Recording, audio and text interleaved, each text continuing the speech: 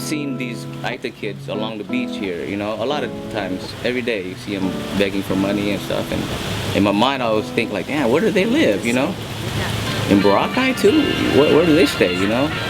So one day I asked one of the tricycle drivers to take me over there. Where do they live?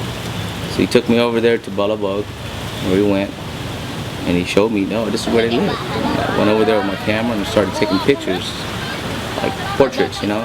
And these kids are different than other kids. In my eyes, this is one of my favorite ones because this is one of the kids that I keep seeing over and over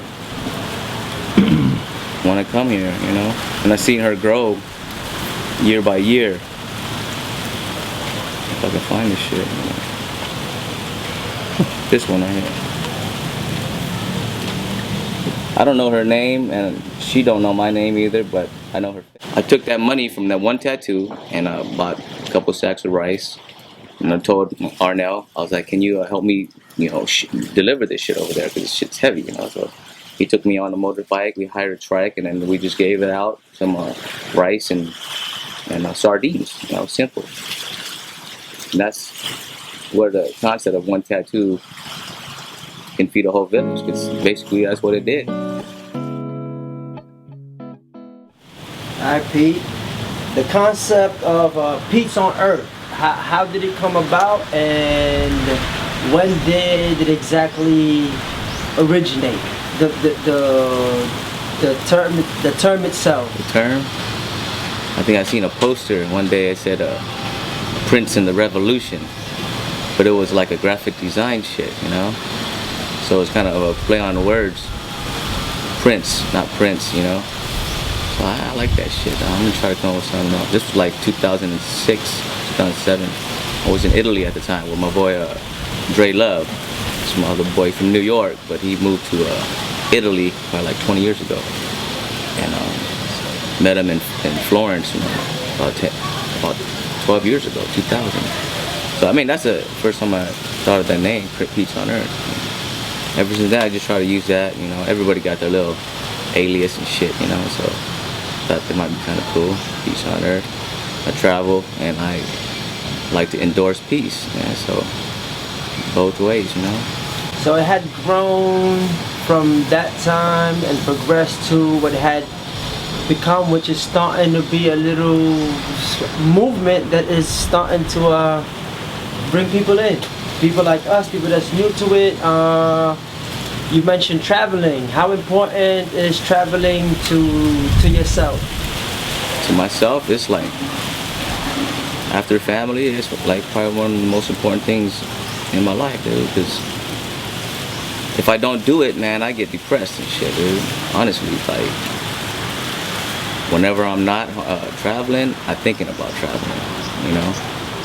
So that shit like a drug to me, and I haven't been able to shake it since I started in 2000 when I went to Italy, you know? I never left the hood. I never left LA before that. So it's just like a horse with the blinders on and shit, you know? If you don't take the blinders off, the horse is just gonna walk straight, tell him to go wherever you want, you know? But you take the blinders off and the horse can run free. He knows what it's all about. Name some of the countries, some of the points of the map that you had experienced and at the It's top. been a journey. It started, first place was Italy, Florence.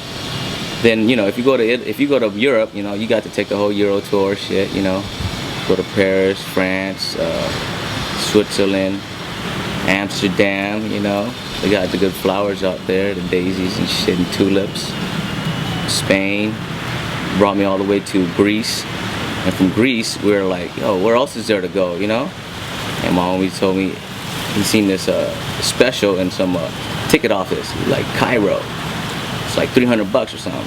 Let's fly to Cairo. Fuck it. It's Egypt. When are we gonna get there? It's in 2000, so it's before all the shit goes down, you know? So we said, fuck it, let's go. We went to Egypt. After Egypt, where else did we go? We went to Jordan. After that, I did Europe, you know? And then I was like, man, you know what? I came back and started working and shit, you know? Working, doing graphic design. Did that for like 3 years, and then I was like, I want to go out again. You know, I'm tired of working. So that's when I decided I wanted to teach English in China. You know, go back to where my people are from, where I'm supposed to be from. You know, so I wanted to teach English, and from there, that introduced me to whole Asia, Southeast Asia, Thailand, Cambodia, Laos, and the Philippines and shit. And first time I went to the Philippines was 2008 or 7, I think. And ever since then, I haven't went anywhere else, dude. Every year I could buy a ticket. You know, I save up like $1,000 for a ticket. You know, that can probably get you anywhere in the world, you know. But for some reason, I'm searching Travelocity or whatever, fucking Expedia for tickets. I'm like, fuck it, I'm gonna go with MNL.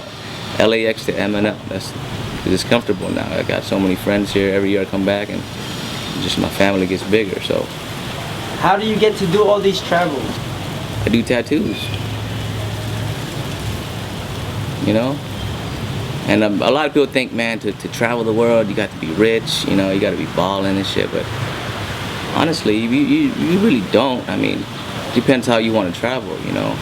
You want to stay in Shangri-La, you want to stay in nice hotels everywhere, yeah, it's going to cost you, but the way I do it is, you know, sometimes I make a tattoo for somebody, and it's not about the money, you know. You become friends, and it leads into like a family, you know, and they just say, hey, stay with us, you know, live here and shit, especially in the Philippines, man.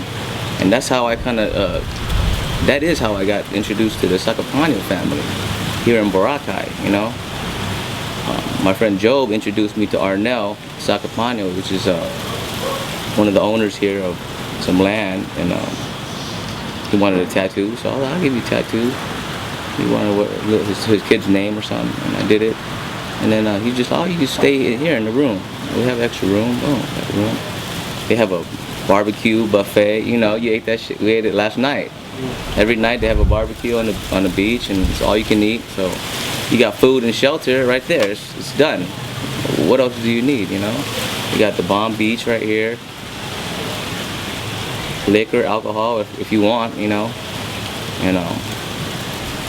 That's the first time in my life when money didn't matter, you know. I didn't really need money, dude, unless I wanted to buy some shit, you know, or some expensive shit.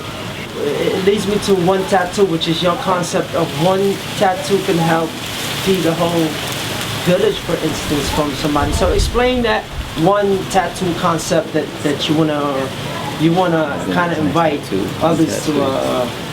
One tattoo kind of explains itself, you know. One tattoo can have a lot of meanings. It all starts with one tattoo, you know. One tattoo can lead to another tattoo.